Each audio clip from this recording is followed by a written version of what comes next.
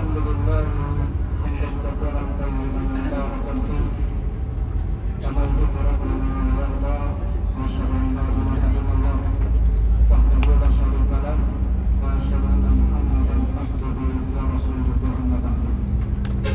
Para jamaah Travel Amateur dan sahabat Allah Subhanahu wa ta'ala.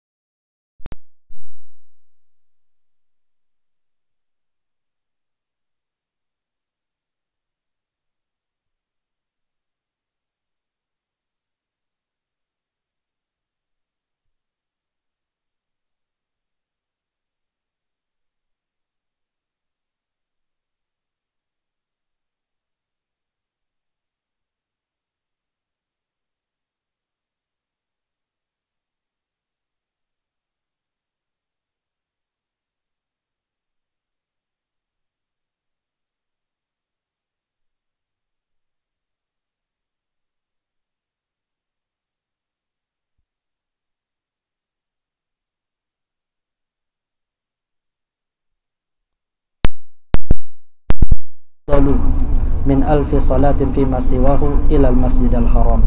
Salat seseorang di masjidku ini itu lebih utama daripada 1000 salat di masjid-masjid yang lainnya kecuali Masjidil Haram, ya. Yang mana para jamaah yang dimuliakan Allah Subhanahu wa taala, kenikmatan-kenikmatan yang Allah Subhanahu wa taala berikan kepada kita, ya, di mana kita bisa berada di tanah suci ini. Hendaknya kita senantiasa selalu untuk mensyukuri nikmat Allah Subhanahu wa ta'ala. Karena sejatinya Allah Subhanahu wa ta'ala berfirman, la in syakartum la azidannakum wa la in kafartum inna adzabi lasyadid. Kalau sekiranya engkau syukuri nikmatku, maka niscaya akan aku tambah. Dan sebaliknya jika engkau mengkufuri nikmatku, maka ketahuilah bahwasanya azabku ini amatlah pedih. Hendaknya kita senantiasa selalu bersyukur kepada Allah Subhanahu wa taala atas kenikmatan-kenikmatan yang Allah Subhanahu wa taala berikan kepada kita, dengan kita mengucapkan hamdalah, alhamdulillah. Kemudian dengan kita meyakini bahwasanya nikmat-nikmat yang telah kita rasakan ini semuanya adalah merupakan pemberian dari Allah Subhanahu wa taala, dan dengan kita mengaplikasikan dalam perbuatan kita untuk banyak-banyak menggunakan kesempatan waktu kita berada di tanah suci ini untuk memperbanyak ibadah kepada Allah Subhanahu wa taala. Para jemaah yang dimuliakan Allah Subhanahu wa taala, alhamdulillah, ya, pada pagi yang berbahagia ini kita masih bisa melanjutkan agenda kita, masih bisa melanjutkan acara-acara kita. Semuanya mudah-mudahan diberikan kesehatan, semuanya mudah-mudahan masih diberikan kekuatan untuk selalu beribadah di tanah suci ini, ya. Yang mudah-mudahan kita berharap kepada Allah Subhanahu wa taala agar semua amalan ibadah yang kita kerjakan di tanah suci ini semuanya bernilai pahala di sisi Allah Subhanahu wa taala. Amin ya rabbal alamin. Para jamaah yang dimuliakan Allah Subhanahu wa taala, acara kita pada pagi yang berbahagia ini, pada pagi yang sangat menggembirakan ini, di mana acara kita adalah kita akan berkunjung ke percetakan Al-Quran dan akan berkunjung ke Universitas Islam Madinah, ya. Yang mana ini adalah merupakan acara tambahan, ya, dari Travel Amateur, ya, untuk kita berkunjung ke percetakan Al-Quran, untuk melihat Al-Quran yang kita baca, ya, di Masjid Nabawi, ya. Kita akan melihat bagaimana percetakan Al-Quran tersebut dicetak, dan insya Allah nanti, ya, kita datang ke sana akan mendapatkan hadiah berupa Al-Quranul Karim, ya, satu orang satu. Yang mudah-mudahan, ya, dengan kita berkunjung ke percetakan Al-Quran ini bisa menambah, ya, keimanan kita, bisa menambah ketakwaan kita, bisa menjadikan kita ini semakin dekat terhadap Al-Quranul Karim yang merupakan kalamullah, yang merupakan kalam Allah Subhanahu wa taala, yang Allah Subhanahu wa taala turunkan kepada nabi kita Nabi Muhammad sallallahu alaihi wasallam.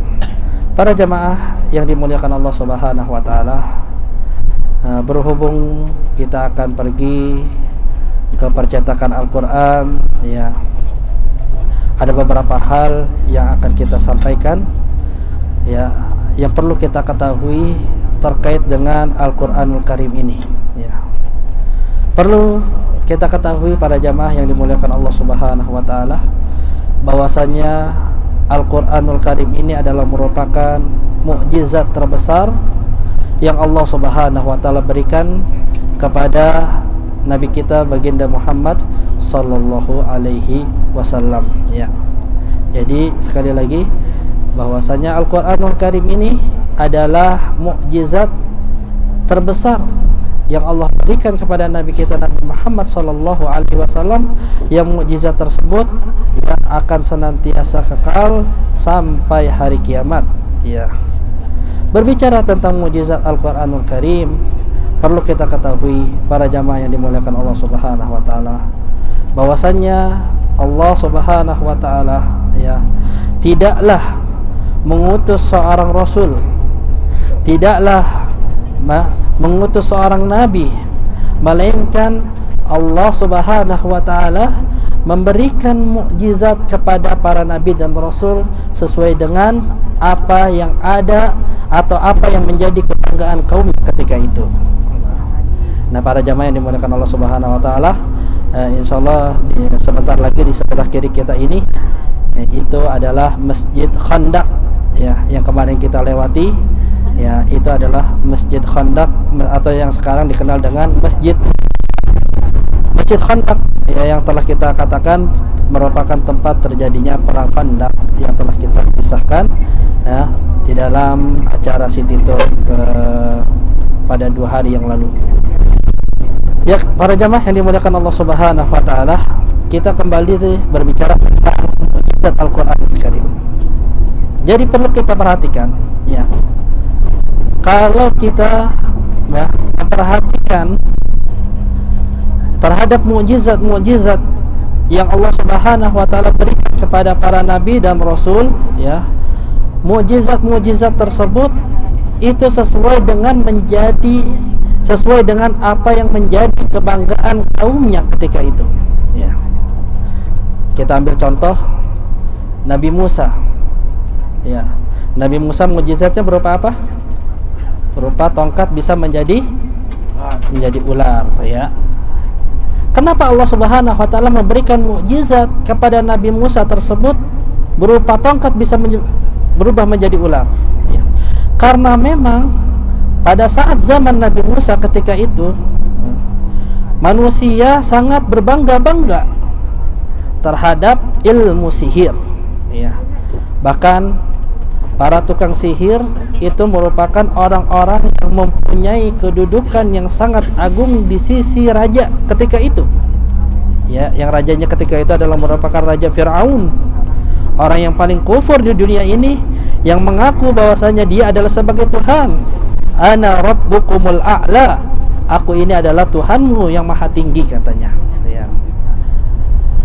Orang-orang ketika itu berbangga-bangga dengan ilmu sihir, dan para tukang sihir adalah merupakan orang-orang yang mempunyai kehormatan di sisi kerajaan Fir'aun ketika itu, ya.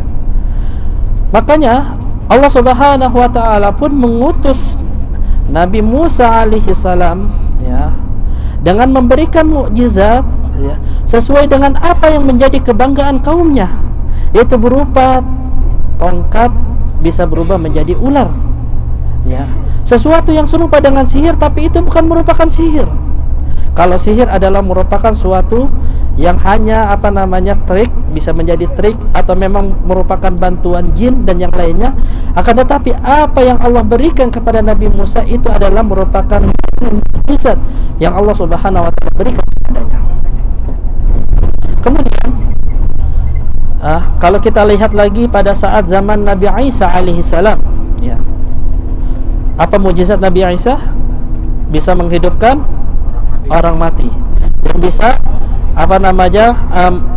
mengobati orang yang sakit, ya. Menyembuhkan orang yang sakit dengan izin Allah Subhanahu wa taala tentunya, ya. Kenapa Allah Subhanahu wa taala memberikan mukjizat kepada Nabi Isa, bisa menghidupkan orang mati dan bisa mengobati pengobatan dengan izin Allah Subhanahu wa taala. Karena memang orang-orang ya pada ketika itu, pada zaman itu merupakan orang-orang yang berbangga-bangga terhadap ilmu pengobatan. Ya. Orang-orang ketika itu berbangga-bangga dengan ilmu pengobatan. Makanya Allah Subhanahu wa taala mengutus nabinya yang mulia, Nabi Isa alaihi salam, ya, dengan memberikan mukjizat yang menjadi kebanggaan kaumnya ketika itu, ya. Dan bahkan melebihi ya apa yang ada pada kaumnya ketika itu. Ya, bisa menghidupkan orang mati dengan izin Allah Subhanahu wa taala. Bisa menyembuhkan penyakit dengan izin Allah Subhanahu wa taala, ya. Dan terakhir, kalau kita lihat ya, mukjizat yang Allah Subhanahu wa taala berikan kepada nabi kita, Nabi Muhammad sallallahu alaihi wasallam, ya. Kalau kita lihat mukjizatnya tersebut adalah berupa apa yang menjadi kebanggaan kaumnya ketika itu, ya. Orang-orang kaum kafirin, kaum musyrikin, kafir Quraisy, ya. Siapa pada jamaah yang dimuliakan Allah Subhanahu wa taala, sebelah kiri kita itu masjid, nanti ada Masjid Qiblatain, ya. Ya, tadi sudah lewat atau belum ya? Masjid Qiblatain. Masjid Qiblatain kita ini, ya, masjid yang kita terceritakan, masjid yang menjadi pemindahan kiblat, ya, di mana kiblat kaum muslimin ketika itu menghadap Masjidil Aqsa. Kemudian Allah perintahkan untuk menghadap Masjidil Haram. Nah, maka dinamakan Masjid Qiblatain karena Rasulullah dan para sahabatnya ketika itu salat di masjid tersebut menghadap dua kiblat. Kiblat yang pertama adalah menghadap Masjidil Aqsa, kemudian di pertengahan mendapatkan wahyu untuk menghadap Masjidil Haram. Ya, para jamaah yang dimuliakan Allah Subhanahu wa taala, kita kembali berbicara tentang mukjizat, ya. Kalau kita lihat, ya, Nabi Muhammad SAW diutus kepada suatu kaum yang ketika itu berbangga-bangga terhadap syair-syair yang mereka miliki, berbangga-bangga terhadap bahasa yang begitu tinggi yang mereka miliki, yang disebut dengan balaghah, ya. Mereka berbangga-bangga dengan syair-syair, ya. Mereka berbangga-bangga dengan bahasa yang mereka miliki, ya. Kemudian Allah Subhanahu wa taala pun mengutus nabinya Nabi Muhammad SAW dengan memberikan mukjizat, ya, yang mana mukjizat itu berupa Al-Qur'anul Karim, yang mana di dalam Al-Qur'anul Karim setiap lafaznya adalah merupakan mukjizat yang Allah Subhanahu wa taala berikan kepada nabi kita Nabi Muhammad sallallahu alaihi wasallam. Mukjizat yang menjadi kebanggaan kaumnya ketika itu. Orang-orang ketika itu berbangga-bangga dengan syair yang mereka miliki, dengan keindahan bahasa yang mereka miliki. Maka Allah Subhanahu wa taala pun mengutus nabinya Nabi Muhammad sallallahu alaihi wasallam dengan memberikan mukjizat Al-Qur'anul Karim dengan keindahan bahasa Arab yang ada di dalamnya yang melebihi keindahan bahasa yang dimiliki oleh para penyair-penyair ulung ketika itu, ya.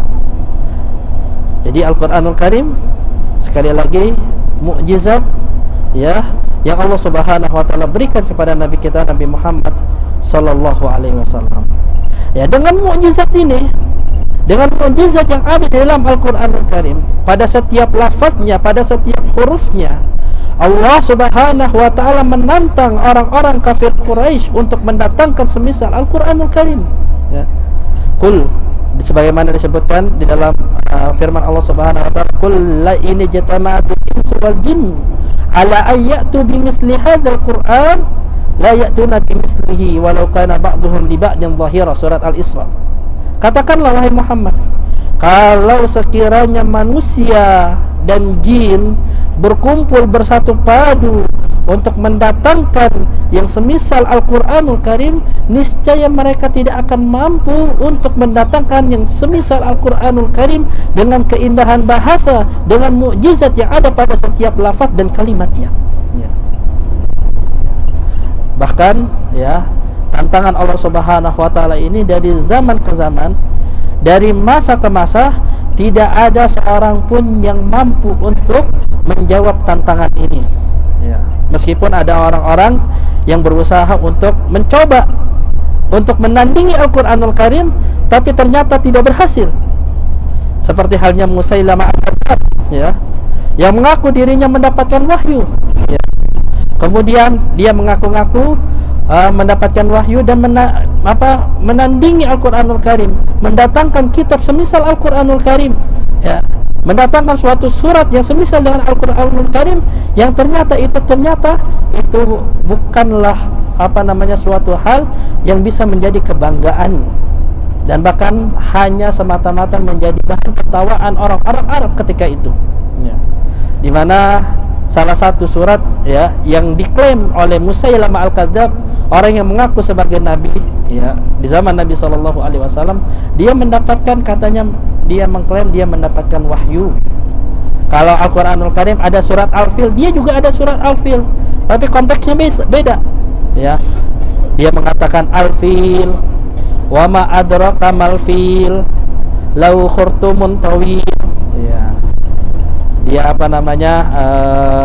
mengklaim bahwa dia mendapatkan wahyu. Di antara wahyu yang dia klaim itu adalah merupakan mukjizat, ya, ternyata menjadi bahan tertawaan orang-orang Arab ketika itu, ya. Ada namanya surat Al-Fil, katanya, sebagaimana Al-Quranul Karim ada surat Al-Fil. Al-Fil, gajah. Wa ma adraka mal fil, tahukah kamu itu gajah? Lau khurtumun tawil, gajah itu yang mempunyai belalai yang panjang, ya. Yang orang yang mendengar perkataan-perkataan seperti ini, dia akan tertawa, ya, karena memang hal ini sama sekali tidak mengandung keindahan bahasa, sama sekali tidak mengandung balaghah yang seperti Al-Quranul Karim, ya. Lain halnya dengan Al-Quranul Karim. Ketika orang mendengar Al-Quranul Karim, maka orang yang benar-benar bersih hatinya tersebut akan bergetar keimanannya, ya. Sebagaimana kita tahu kisah bagaimana Umar bin Khattab masuk Islam. Kenapa dia masuk Islam? Ya, karena disebutkan dalam suatu riwayat bahwasanya Umar bin Khattab masuk Islam karena mendengar saudarinya tersebut membaca Al-Quranul Karim surat Toha. Ma anzalna 'alaikal Qur'ana litashqa illa tadhkiratan liman yakhsha. Toha, sesungguhnya Allah tidaklah menurunkan Al-Quranul Karim agar engkau celaka, illa tadhkiratan liman yakhsha, melainkan itu adalah merupakan suatu pelajaran bagi orang yang takut. Umar bin Khattab ketika mendengar Al-Quranul Karim ini, langsung ketika itu hidayah menyapa hatinya, ya.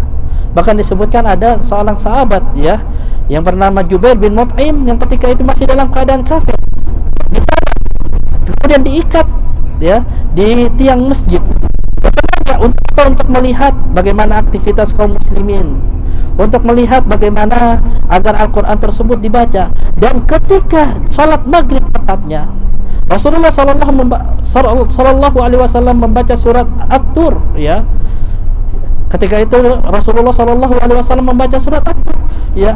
Jubair bin Mut'im mengatakan, ketika aku mendengar surat At-Tur ini, ya, seolah-olah keimanan tersebut bersemayam di dalam hatiku, dan aku langsung ketika itu mengucapkan kalimat syahadat ketika mendengar Al-Quranul Karim ini.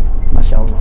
Jadi ini adalah merupakan mukjizat, ya, mukjizat yang terbesar yang Allah Subhanahu wa taala berikan kepada Nabi kita, Nabi Muhammad sallallahu alaihi wasallam. Mudah-mudahan dengan kita datang ke museum ke percetakan Al-Quran ini, ya, bisa menjadikan kita untuk bisa semakin dekat terhadap Al-Quranul Karim, yang mana Al-Quranul Karim ini, Bapak Ibu yang dimuliakan Allah Subhanahu wa taala, adalah mukjizat, ya, yang Allah berikan kepada Nabi kita, Nabi Muhammad sallallahu alaihi wasallam, yang insyaallah nanti kita akan lanjutkan, ya, tentang penjelasan apa sih fadilah, apa sih keutamaan kita membaca Al-Quranul Karim ini. Insyaallah setelah nanti kita menuju ke Universitas Islam Madinah, kita akan lanjutkan dan kita akan sambung terhadap pembahasan keutamaan membaca Al-Quranul Karim ini. Mari para jamaah, kita akan turun ke percetakan Al-Quran ini untuk melihat bagaimana Al-Quranul Karim dicetak,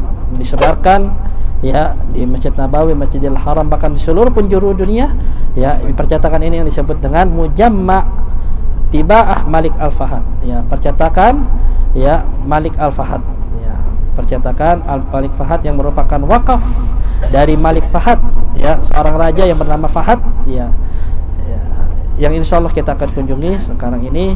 Mari para jamaah kita akan berkunjung ke percetakan Al-Quranul Karim ini.